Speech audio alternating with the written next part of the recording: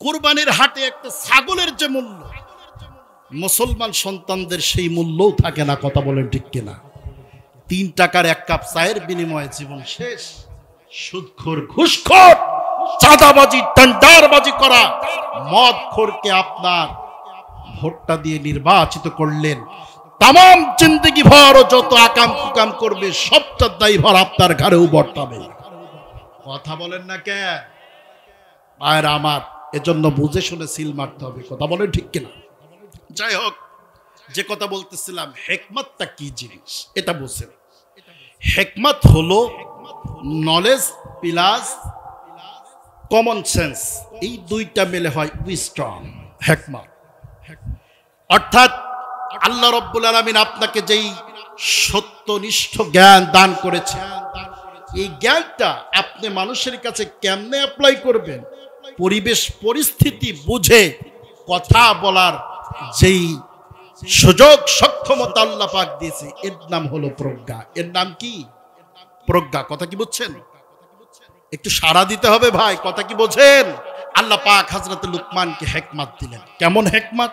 তার একটা পরীক্ষা তিনি দিয়েছেন, সেই পরীক্ষাটা আপনাদেরকে শোনাই।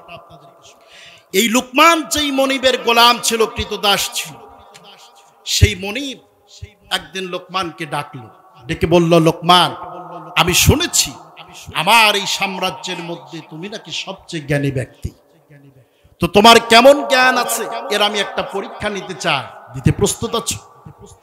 হযরত লোকমান ডেকে বললেন, মনিব আমার, কি পরীক্ষা আপনি নিতে চান? সব পরীক্ষা দেওয়ার জন্য আপনার গোলাম প্রস্তুত আছে। বাদশা এবারে ডেকে বলল, লোকমান রে, তুমি যেই ছাগলের পাল চালাও, আমার এই ছাগলের পাল থেকে একটি ছাগল তুমি ধরো। এই ছাগলটাকে ধরার পর ছাগলটারে জবাহ করে তার মাঝখান থেকে সর্বোৎকৃষ্ট মানের একটা অঙ্গ আনো। হযরত লোকমান একটা ছাগল ধরলেন, ছাগলটারে জবাহ করলেন, বুকটা ফেরে ফেলে দিলেন। বুকটা ফেরে ফেলার পরে বুকের মাঝখান থেকে হৃদয়টাকে, হৃৎপিণ্ডটাকে, কলিজাটাকে নিয়ে সে বাদশার সামনে উপস্থিত করে দিলেন। বাদশা এবার ডেকে বলল, লোকমান, আর একটা ছাগল তুমি ধরো, জবাহ করো, আর একটা ছাগল ধরো। এই ছাগলটাকে জবাহ করার পর তার অঙ্গের মাঝখান থেকে সর্বনিকৃষ্ট মানের একটা অঙ্গ তুমি নিয়ে আসো। হযরত লোকমান আর একটা ছাগল ধরলেন, ছাগলটার জবাহ করার পর আবার বুকটা চিরে ফেললেন। বুকের মাঝখান থেকে আবার সেই হৃৎপিণ্ড, সেই কল্পটাকে নিয়ে বাদশার সামনে উপস্থিত করে দিলেন। বাদশা দেখে বলল, লোকমান, শুনেছিলাম তুমি নাকি সবচেয়ে জ্ঞানী একজন মানুষ, কিন্তু কি জ্ঞানের পরিচয় তুমি দিলে? 2 বারে 2 ধরনের অঙ্গ চেয়েছি, অথচ তুমি একই অঙ্গ আমার সামনে আনলে, কারণটা কি? হযরত লোকমান ডেকে বলল, মনিব আমার, আমি আপনার সামনে উৎকৃষ্ট আর নিকৃষ্ট 2 বারে একই অঙ্গ নিয়ে আসার কারণ হলো, ও মনিব, শুধুমাত্র দুনিয়ার প্রাণী নয়, বরং আশরাফুল মাখলুকাত যত মানুষ এই পৃথিবীতে আছে সবার ক্ষেত্রে একটা অঙ্গ আছে, যে অঙ্গটা ভালো হয়ে গেলে তার চেয়ে ভালো মানুষ আর হয় না। আর এই অঙ্গ যদি নষ্ট হয়ে যায় তাহলে ওই মানুষের চেয়ে নিকৃষ্ট কোনো মানুষ আর হতে পারে না। সেই অঙ্গের নাম হলো কল্ব, হৃৎপিণ্ড। জোরে বলুন, নাম কি? আরো জোরে আওয়াজ দিয়ে বলেন, নাম কি? আপনারা কি বিরক্ত হচ্ছেন? আওয়াজ দেন না কেন? একটু আমার সঙ্গে হ্যাঁ না জবাব দিতে হবে, তাহলে বুঝবো যে আপনারা কথা বুঝছেন। তাহলে বলেন, সেই অঙ্গটার নাম কি? কল্ব। লুকমান যে এই কথাটা বলল, এটা রাসূল আকরাম সাল্লাল্লাহু আলাইহি ওয়াসাল্লামের দুনিয়াতে আসার 3000 বছর পূর্বের ঘটনা। কত হাজার বছর পর? 3000 বছর পূর্বে হযরত লুকমান যেই কলবের কথা বলল, 3000 বছর পরে এসে মুহাম্মদুর রাসূলুল্লাহ সাল্লাল্লাহু আলাইহি ওয়াসাল্লাম সেই কলব ব্যাপারে কি বলল শুনেন। আল্লাহর নবী বললেন, উম্মত শোনো, ইন্না ফিল জাসাদি মুদগা, প্রত্যেকটি মানুষের দেহের মধ্যে এমন একটা অঙ্গ আছে যেই অঙ্গ ভালো হয়ে গেলে মানুষটা ভালো হয়ে যায়, আর ওই অঙ্গটা নষ্ট হয়ে গেলে মানুষ নষ্ট হয়ে যায়। নবীজি বললেন সেই অঙ্গের নাম হলো আলা ওয়াহিয়াল কলব, ওই অঙ্গটার নাম হলো কলব। সুবহানাল্লাহ। হযরত লুকমান 3000 বছর পরে যেই কলবের কথা বললেন, রাসূল আকরাম সাল্লাল্লাহু আলাইহি ওয়াসাল্লাম 3000 বছর পরে এসে একই কথা বলেছে। কথা বলেন ঠিক কিনা? কারণ আল্লাহর পক্ষ থেকে যে কথা আসে এই কথার মধ্যে কোনো বৈপরীত্য থাকে না, একই কথা হয়। কথা বলেন ঠিক কিনা? কিন্তু দুনিয়ার নেতা নেত্রীদের মুখ থেকে যেই কথা আসে এই কথা সকালে একরকম, সন্ধ্যায় আর এক রকম। কথা বলেন ঠিক কিনা? এর কোনো ভ্যালু। আমার প্রিয় মুসলমান ভাইরা, এখন এই কলবের কথা কেন বলা হলো? কলবটা কত গুরুত্বপূর্ণ এইটা একটু বোঝার চেষ্টা করে। কলব হলো 3 প্রকার। কলব কয় প্রকার? জোরে আওয়াজ দিয়ে বলেন, কয় প্রকার? 3 প্রকার। এক প্রকার কলব হলো সুস্থ কলব। কি কলব? আরো জোরে বলেন, সুস্থ কলব।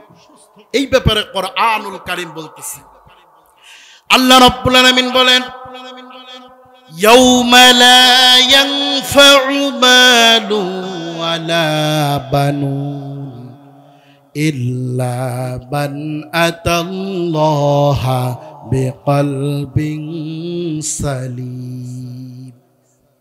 আল্লাহ রাব্বুল আলামিন বলতেছে, দুনিয়ার মানুষরে কিয়ামতের দিন মুসিবতের কালে কোন মানুষের সন্তান সন্ততি ধন সম্পদ কোনো কিছু মানুষের কাজে আসবে না। একমাত্র কাজে আসবে ওই মানুষটার প্রশস্ত ওই হৃদয়টা। সুবহানাল্লাহ। প্রশস্ত যে কলব আল্লাহ পাক দিয়েছে এই কলবটা শুধু কাজে আসবে। এই প্রশস্ত কলব কি? এর ব্যাখ্যায় বলা হয়েছে, আল্লাহর প্রেমে, আল্লাহর ভালোবাসায় এই বান্দাদের হৃদয়গুলো এতটা উচ্ছ্বাসিত থাকে যার কারণে প্রশান্তিতে ভরপুর হয়ে যায়। এই কলবগুলো হলো প্রশস্ত হৃদয়। সুবহানাল্লাহ। এই ধরনের কলবের মানুষ আছে না নাই? ভাইর আবার আল্লাহর প্রেম দিয়ে, ভালোবাসা দিয়ে যার কলব পরিপূর্ণ হয়ে যায়, ফাঁসির রশিও তার কাছে কিচ্ছু মনে হয় না। একজন মারতে মুজাহিদের কথা আপনাদেরকে শোনাই। যেই ব্যক্তি দুনিয়া থেকে যখন বিদায় হয়ে যাবে, ফাঁসির কাস্টে যাওয়ার পূর্বে পরিবারের সঙ্গে সাক্ষাতের সুযোগ যখন হলো, সর্বশেষ সাক্ষাতে তিনি তার সন্তানদেরকে ওসিয়ত করে বললেন, আমার ইন্তেকালের পর পাবনার জমিনে তোমরা কয়েকজন যেও, তোমার মাকে নিও না, বৃদ্ধা মানুষ কষ্ট হবে। তিনি ওসিয়ত করলেন, আমি তোমাদেরকে যেই পথের উপরে, যেই মতের উপরে তৈরি করেছি, ইসলামের সেই ঝান্ডাবাহী পতাকা নিয়ে সামনের দিকে এগোবে। সুবহানাল্লাহ।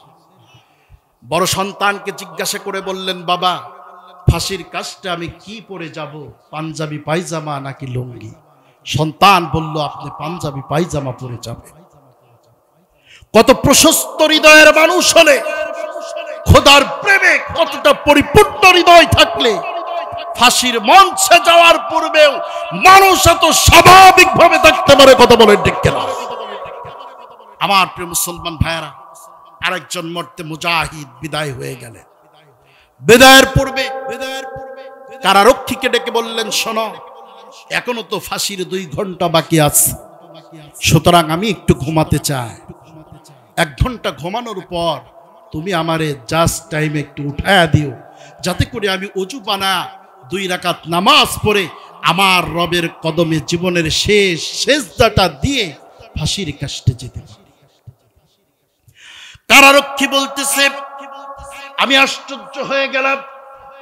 ফাঁসির কত শোনার পর কত আসামির ঘুম হারাম হয়ে যায়, খাবার দাবার বন্ধ হয়ে যায়, পেশাব পায়খানা করে ফেলে।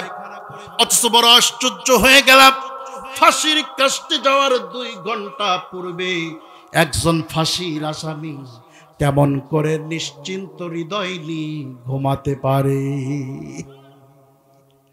আল্লাহ রাব্বুল আলামিন বলতেছে, গোলাম রে, তোমরা মনে করতেছো এই লোকটার না জানি কত কষ্ট হচ্ছে, ফাঁসির রশিতে ঝোলানোর পর নাক দিয়ে মুখ দিয়ে রক্ত বেরিয়ে গেছে, কাফনের কাপড় রক্তে ভিজে গেছে, তোমরা মনে করছো কত জানি কষ্ট হয়েছে, কিন্তু আমি আল্লাহ রাব্বুল আলামিন বলতেছি, গোলাম রে, তোমরা জানো না ওই বান্দার বিন্দু পরিমাণ কষ্ট হয় নাই, কারণ তার সামনে আমি রব আমার পক্ষ থেকে আমার নিয়ামত প্রাপ্ত সেই জান্নাতটা তাদের সামনে ওপেন করে দিয়েছি। আমার প্রিয় মুসলমান ভাইরা, এইগুলো হলো প্রশস্ত কল্প।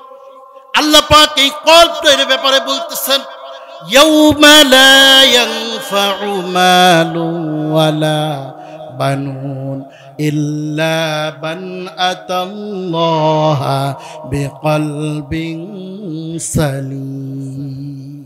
ও গোলা, এমন একটা প্রশস্ত হৃদয় যদি তৈরি করতে পারো, কিয়ামতের দিন যখন সন্তান কোনো কাজে আসবে না, সম্পদ কোনো কাজে আসবে না, তখন ওই প্রশস্ত হৃদয়টাই তোমার কাজে আসবে। সুবহানাল্লাহ।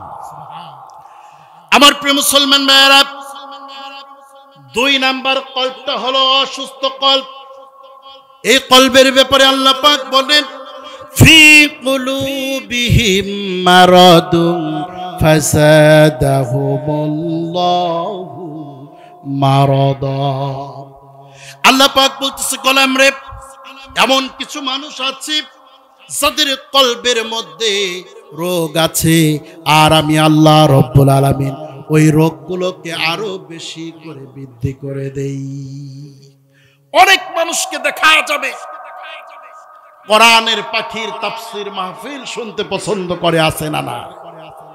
তাফসীর মাহফিল শুনে চোখের পানি ফেলে, আবার এই মানুষগুলোই কোরআনের পাখি মারা যাওয়ার পর মিষ্টি বিতরণ করে, মিষ্টি খায়, আছে না না? এদের কল্পগুলো মরে গেছে, এদের কল্পগুলো নষ্ট হয়ে গেছে, অসুস্থ কল্প। কথা বলেন ঠিক কিনা? আমার প্রিয় মুসলমান ভাইরা, এই জাতীয় কল্পের মানুষ আমাদের সমাজে কম না বেশি? এখন হুজুরকে দেখলে ভালো লাগে, হুজুরের কাছে দোয়া চায়, আবার এই হুজুর যদি গ্রেফতার হয় বলে অপরাধ না করলে কি এমনিই গেছে? আপনার কাছে আমি প্রশ্ন করি, বলেন তো দেখি, মুহাম্মদুর রাসূলুল্লাহ সাল্লাল্লাহু আলাইহি ওয়াসাল্লাম 3 বছরের অধিক সময় কারাগারে আবদ্ধ ছিল শিয়াবি আবু তালেব। আপনি বলেন তো মুহাম্মদুর রাসূলুল্লাহর কোন ভুলটা ছিল? বলছিল কোন? তাহলে তিনি কেন কারাগারে আবদ্ধ হলেন? কারণ একটা, ভুল লাগবে না, কোরআনের পক্ষে চলবে, যে বিপদ আর বালা মুসিবতের মুখোমুখি হবে, সে কথা বলেন ঠিক কিনা? আমার প্রিয় মুসলমান ভাইরা, ওসব অজুহাত দিয়ে আমাদের থামানো যাবে না। বার আমার 3 নাম্বার কল্পটা হলো মৃত কল্প। জোরে বলুন, কি কল্প? আল্লাহ রাব্বুল আলামিন বলেন, ওয়ালাকাদ দারানা লিজাহান্নামা কাসীরাম মিনাল জিন্নি ওয়াল ইনস লাহুম কুলুবুন লা ইয়াফকাহুনা বিহা ওয়া লাহুম আ'য়ুনুন লা ইউবসিরুনা বিহা ওয়া লাহুম আযানুন লা يسمعون بها أولئك كالأنعام بل هم أضل أولئك هم الغافلون। আল্লাহ রাব্বুল আলামিন বলতেছেন, নবীজি, মানুষের জিনের মধ্যে একটা শ্রেণীকে যেন আমি আল্লাহ রাব্বুল আলামিন রেডিমেড জাহান্নামী করেই বানিয়েছি। তারা হলো ওই শ্রেণীর অন্তর্ভুক্ত মানুষ, লাহুম কুলুবুন লা ইয়াফকাহুনা বিহা, যাদের অন্তর আছে কিন্তু অনুধাবন শক্তি নষ্ট হয়ে গেছে। কথা বলেন ঠিক কিনা?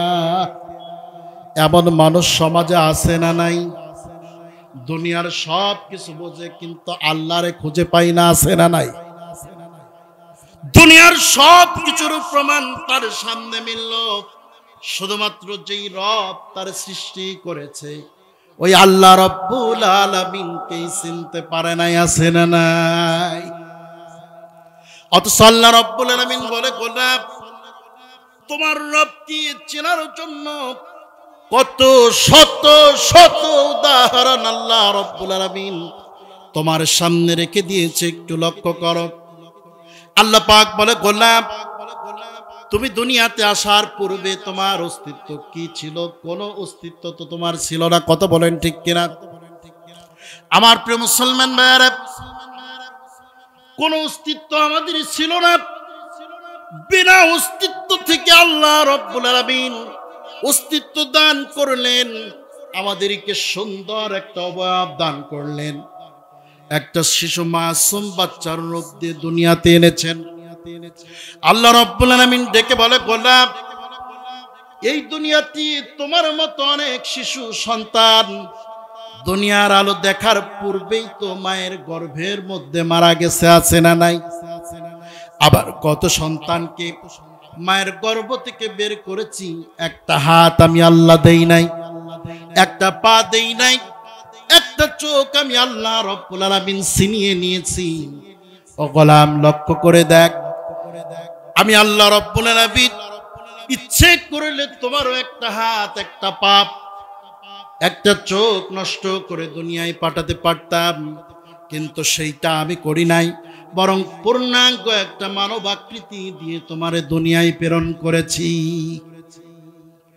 আল্লাহ রব্বুল আলামিন ডেকে বলে, গোলাম রে, মায়ের পেট থেকে দুনিয়াতে যতটুকু অবস্থায় তুমি এসেছিলে 80 বছর পর্যন্ত যদি অতটুকু তোমাকে রাখা হতো, তোমার যেই গর্ভধারিণী মা তোমার কোলে কাকে করে মানুষ করে, তোমার মাও বিরক্ত হয়ে যেত, 80 বছর তোমার কোলে করে মানুষ করতে পারতো না।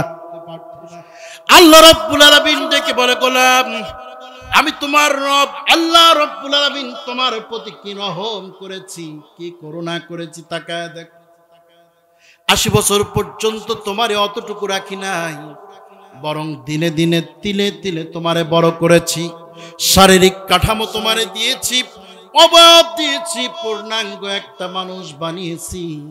ও গোলাম শুধু তাই নয়, তোমার মতো কত পূর্ণাঙ্গ মানুষের মাথার যেই মগজটা আছে, ব্রেনটা আছে, আমি আল্লাহ রব্বুল আলামিন সেটাকে একটু শুধুমাত্র লুজ করে দিয়েছি। দুনিয়ার হাল হাকিকত বোঝার ক্ষমতা তার নাই। মানুষগুলো মেন্টাল হাসপাতালে ভর্তি হয়ে আছে, পাগল অবস্থায় আছে, কথা বলেন ঠিক কিনা? আল্লাহ রব্বুল আলামিন বলে, গোলাম রে, আমি যদি ইচ্ছে করতাম তোমারও তো এমন ভাবে পাগল বানাতে পারতাম, কথা বলেন ঠিক কিনা?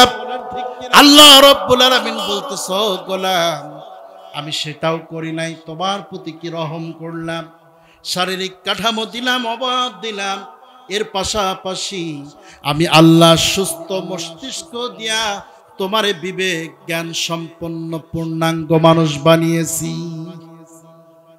অথচ তুমি যখন আমার দেওয়া জ্ঞান দিয়ে দুনিয়ার সব কিছুর প্রমাণ দাও, অথচ আমি আল্লাহ রব্বুল আলামিনকে যখন চিনতে পারো না, তখন আমি রব জানায় দিলাম, তোমার কল্পটাকে আমি আল্লাহ মৃত কল্প বানিয়েছি, তোমার জন্য আমার জাহান্নাম ছাড়ার কোনো উপায় নাই। আল্লাহ রব্বুল আলামিনের পরে বলতেছেন, ওয়ালাহুম আ'য়ুনুন লা ইউবসিরুনা বিহা, যাদের চোখ আছে কিন্তু দেখার পরও না দেখার ভান করে, এমন লোক আছে না নাই? আছে না নাই? আমার প্রিয় মুসলমান ভাইরা, একটা লোক আপনার চোখের সামনে বেড়ে উঠেছে, ছেলেটি আপনার চোখের সামনে বড় হয়েছে, আপনি তাকিয়ে তাকিয়ে দেখেছেন। এলাকায় যদি 10টা ছেলে থাকে, এর মধ্যে এই ছেলেটা সবচেয়ে আদর্শবান, চরিত্রবান। জীবনে কাউরে চট থাপ্পড় তো দূরের কথা, শালা বলে গালিও কাউরে দেয় নাই। শুধুমাত্র ইসলামী আন্দোলনের কর্মী হওয়ার কারণে আপনি ওই ছেলেটার নামে থানায় গিয়ে মামলা টুকে দিলেন, ছেলেটারে কারাগারের অন্ধকার প্রকোষ্ঠে রাখার ব্যবস্থা করে দিলেন। কি অন্যায় সন্তানটার ছিল!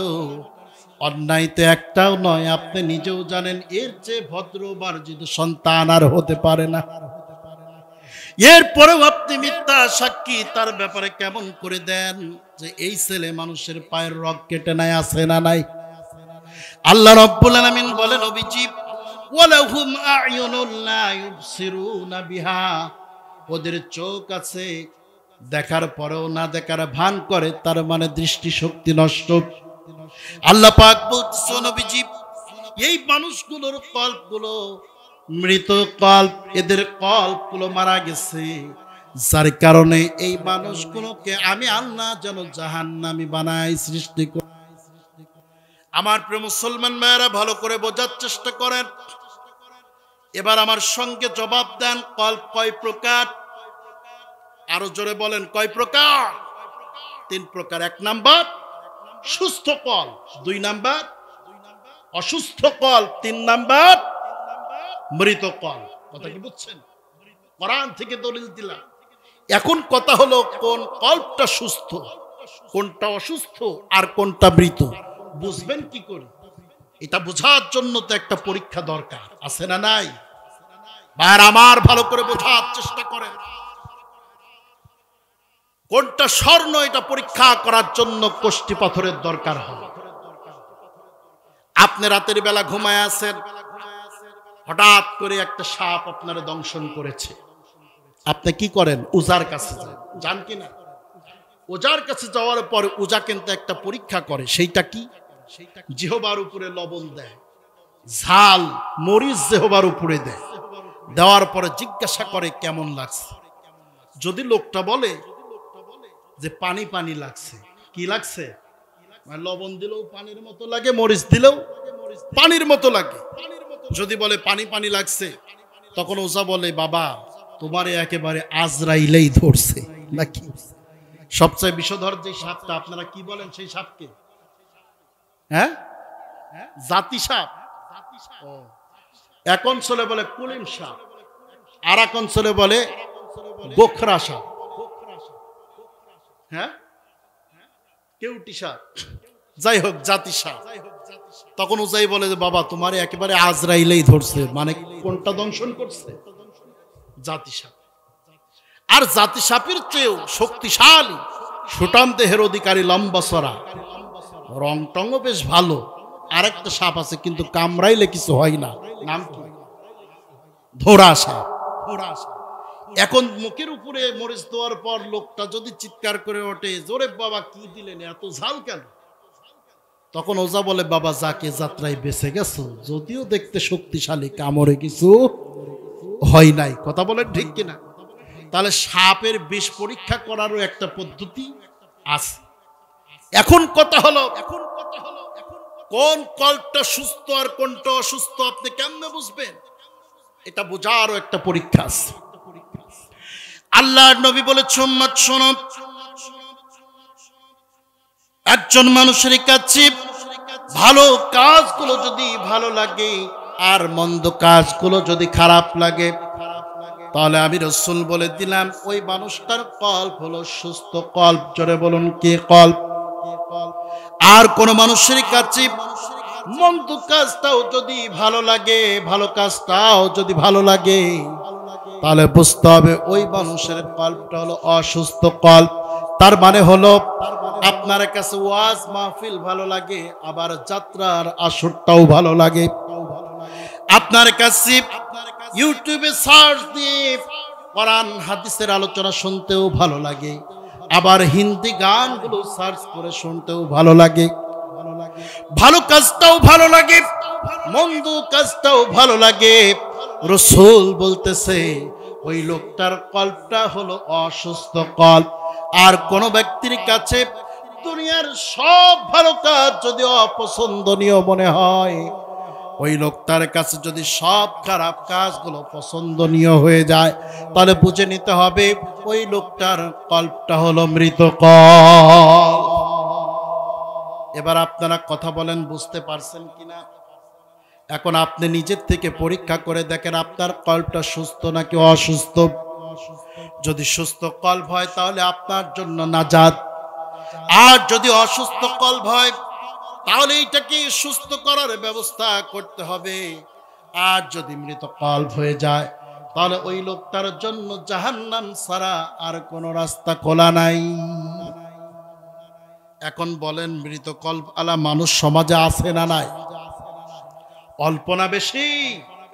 মৃত কল্প আলা মানুষের সংখ্যা আমাদের সমাজে অনেক বেড়ে গেছে। ভাইরা আমার, বড় দুঃখ লাগে তখন আমাদের মতো টুপিওয়ালারাও টাকার কাছে বিক্রি হয় যখন। কথা বলেন ঠিক কিনা? আপনারা দেখেন নাই আমাদের মতোই কিছু টুপিওয়ালা শাহবাগেও যায়, আবার মসজিদের মেম্বারে বসে ফতুয়াও দেয়, আছে না নাই? টাকার বিনিময়ে সবাইকে কেনা যায় না, শুনে রাখো বাংলার মুসলমান। টাকার বিনিময়ে ফরিদুদ্দিন মাসুদের মতো কিছু মুনাফিককে কেনা যেতে পারে, কিন্তু আল্লামা সাইদের মতো প্রকৃত ইমানদারকে কখনো কেনা যায় না। এরা জীবন দিতে জানে কিন্তু মাথা নোয়াতে জানে না। কথা বলেন ঠিক কিনা? আমার প্রিয় মুসলমান ভাইরা, ইতিহাস মানুষকে ক্ষমা করে না। বাংলার শেষ নবাব সিরাজউদ্দৌলাকে ইতিহাস যেমন স্মরণ করে রেখেছে, মীর জাফর আর ঘসিটি বেগমদেরকেও কিন্তু স্মরণে রেখেছে। কথা বলেন ঠিক কিনা? সুতরাং ইতিহাস আবার একদিন রচিত হবে ইনশাআল্লাহ। সেই দিন বাংলার জমিনের বীর সেনানী, জাতির সূর্য সন্তান, ইসলামের সিপাহ সালারদেরকেও জাতি স্মরণ করবে। আর বাংলার জমিনের বর্তমানের মীর জাফর আর ঘসিটি বেগমদেরকেও জাতি সেদিনকে আস্তে করে নিক্ষেপ করবে। কথা বলেন ঠিক কিনা? আর আমার মৃত কল্পের ধ্বজাধারী হয়ে যায় না, কল্পটাকে জীবিত রাখার চেষ্টা করে। যেই মানুষটা 50 বছর কোরআনের খেদমত করলো, আপনি কেমন করে সেই মানুষটাকে কোরআন বিরোধী বলতে পারেন? আপনি কেমন করে সেই মানুষের বিরুদ্ধাচরণ করতে পারেন? কথা বলেন ঠিক কেন? জাতিকে সোচ্চার হওয়া দরকার। ভাইরা আমার, সেই মানুষটা কোরআনের খেদমত করেছে তারই আপনি কেমন করে নারী ধর্ষণকারী বলতে পারেন? এর চেয়ে কপাল পোড়া দুর্ভাগা আর কিচ্ছু হতে পারে না। আমার প্রিয় মুসলমান ভাইরা, এজন্য এই কথাগুলো বলতে পারবে তারা কল মরে গেছে যাদের। কথা বলেন ঠিক কিনা? আমার প্রিয় মুসলমান ভাইরা, এবার লক্ষ্য করেন, হযরত লুকমান কি শুধুমাত্র এই কলবের একটা পরীক্ষায় উত্তীর্ণ হওয়ার কারণে মনিব ডেকে বলল, লুকমান, যার মধ্যে এত জ্ঞান, এত হিকমত, এত প্রজ্ঞা, এই মানুষটার গোলামি আর সাজে না। যাও যাও, আজকের পর থেকে আমি তোমারে উন্মুক্ত করে দিলাম, আজাদ করে স্বাধীন করে দিলাম। আল্লাহ রাব্বুল আলামিন কুরআনুল কারীমের মধ্যে সেই হিকমতের কথা তুলে আল্লাহ পাক বলতেছেন, ওয়ালাকাদ আতাইনা লুকমানাল হিকমাত আনিশকুর লিল্লাহ। আল্লাহ রাব্বুল আলামিন ডেকে বলতেছে, লোকমান, আমি আল্লাহ রাব্বুল আলামিন যেই হিকমত, যেই প্রজ্ঞা দিয়ে তোমাকে আমি আল্লাহ রাব্বুল আলামিন এত শ্রেষ্ঠত্ব দান করেছি, ও লোকমান, তুমি এই হিকমত, এই প্রজ্ঞা, এই নিয়ামত পাওয়ার কারণে আমি আল্লাহ রাব্বুল আলামিনের শুকরিয়া আদায় করো। আমার প্রিয় মুসলমান ভাইরা, এরপরে আল্লাহ রাব্বুল আলামিন বলতেছে, লোকমান শোনো, ওমাই ইয়াশকুর ফাইন্নামা ইয়াশকুরু লিনাফসি, যেই ব্যক্তি আল্লাহর শুকরিয়া আদায় করে সে তো মূলত তার নিজের শুকরিয়ার কৃতজ্ঞতাই প্রকাশ করে। ওমান কাফারা, আর কোন ব্যক্তি যদি কুফরি করে, অস্বীকার করে, তার জেনে রাখা দরকার, ফাইন্নাল্লাহা গনিয়্যুন হামিদ, তোমার রব আল্লাহ রাব্বুল আলামিন অমুখাপেক্ষী এবং সপ্রশংসিত। সুবহানাল্লাহ। তাহলে আমাদের জীবনের সব ক্ষেত্রে শুকরিয়া হবে কার? আর জোরে চিল্লা বলেন কার? আল্লাহর শুকরিয়া করলে নিয়ামত বাড়ে না কমে? আল্লাহ রাব্বুল আলামিন বলেন, লা ইন শাকারতুম লা আসিদান্নাকুম ওয়া লা ইন কাফারতুম ইন্না আযাবি লাশাদীদ। আল্লাহ পাক বলতেছে, লা ইন শাকারতুম লা আসিদান্নাকুম, বান্দা তুমি যদি নিয়ামতের শুকরিয়া আদায় করতে পারো আমি রব অবশ্যই নিয়ামতকে বাড়ায় দেব। সুবহানাল্লাহ। আমার প্রিয় মুসলমান ভাইরা, এরপরে আয়াতে আল্লাহ পাক বলতেছেন, হযরত লুকমান তার সন্তানদেরকে কি উপদেশ দিয়েছিল, গোলাম শুনে রেখে দাও। তাম পৃথিবীর মানুষ যদি এই শিক্ষাটা অর্জন করতে পারে আর তাদের সন্তানগুলোকে যদি এই শিক্ষা দিতে পারে, উপদেশ দিতে পারে, আজও সোনার সন্তান তৈরি করা সম্ভব। কথা বলেন ঠিক না ঠিক? আর আমার হযরত লুকমান তার সন্তানদেরকে সর্বপ্রথম কি উপদেশ দিলেন?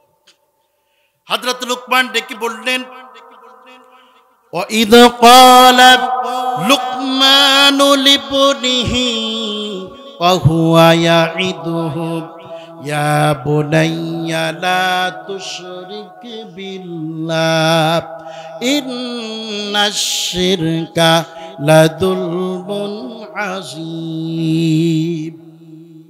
হযরত লুকমান তার সন্তানকে এক নাম্বার উপদেশ দিয়ে বলল, ও আমার কলিজার ধন, নয়নের পুতুলি সন্তান, শুনে রেখে দাও, লা তুশরিক বিল্লাহ, কখনো যেন আল্লাহর সঙ্গে অংশীদার সাব্যস্ত করো না। কারণ হলো ইন্নাশ শিরকা লাযুলমুন আযীম, শিরক হলো দুনিয়ার সবচেয়ে বড় জুলুম, বড় অপরাধ। আমার প্রিয় মুসলমান ভাইরা, এখানে লক্ষ্য করেন, শব্দটা মূলত ছিল ইয়া ইবনি, তাসগীর করে ইয়া বুনাইয়া শব্দটা দেওয়া হলো। ইবনুন শব্দের অর্থ হলো সন্তান, আর ইয়া বুনাইয়া কেন বলা হলো, তার মানে হলো সন্তানদেরকে আদর করে ভালোবাসা দিয়ে ডাকতে হবে। হযরত লুকমান আদর করে ভালোবাসা দিয়ে সন্তানকে ডাকলেন, আমার কলিজার ধন, নয়নের পুতুলি শোনো। আমার প্রিয় মুসলমান ভাইরা, বর্তমানেও বিপদগামী যত সন্তান আছে, বাবা যদি সন্তানকে এইভাবে দরদ মাখা হৃদয় দিয়ে ডেকে যদি বোঝাই, সন্তান রে এই অন্যায় করো না, তোমার অন্যায়ের কারণে তোমার পিতার মাথাটা নিচু হয়ে যায়। আজও যদি দুনিয়ার মানুষ সন্তানগুলো কিভাবে বোঝাতে পারতো, এই সন্তানগুলো ফিরে আসতো। কথা বলেন ঠিক কিনা? কিন্তু আমরা তো হারামজাদা বলে ডাকি, এই হারামজাদা এদিকে। এই সন্তান কি বাবার সাথে বন্ধুত্বপূর্ণ আচরণ করবে? ভাইরা আমার, এজন্য সন্তানদেরকে আদর দিয়ে ডাকবেন।